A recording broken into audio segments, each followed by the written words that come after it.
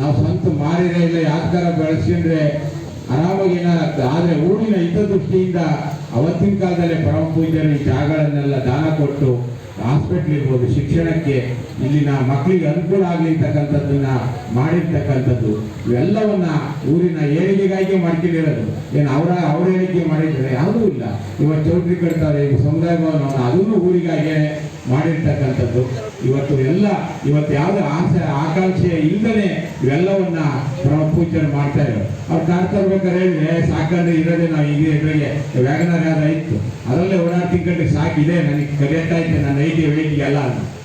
ಇಲ್ಲ ಹೊಸ್ತಾಗಬೇಕು ನಾವು ಹೇಳಿದ್ವಿ. ಇಲ್ಲ ನೀವು ಇರೋ ತನಕ ಒಂದು ಹೊಸ ತಗೊಳ್ಳಿ, ಲೈಫ್ ಲಾಂಗ್ ಅದಾಗ್ತದೆ ಅಂತ. ಅದ್ರ ಜೊತೆಗೆ ಆನಂದ್ ಮಾದೇವಪ್ಪ ಎಲ್ಲ ಸೇರಿ ಅವು ಹೊಸ ತಗೊಳ್ಳೇಬೇಕು ಅಂತ ಇವತ್ತು 1 ವರ್ಷ ಆಯ್ತು ಅನ್ಸುತ್ತೆ ಬಂದು, 2 ವರ್ಷ ಆಯ್ತು ಬಂದು. ಈಗ ಆರಾಮ ಯಾಕಂದ್ರೆ ಬಹಳ ಕಾರ್ಯಕ್ರಮಗಳು ಅಟೆಂಡ್ ಮಾಡ್ತಾರೆ.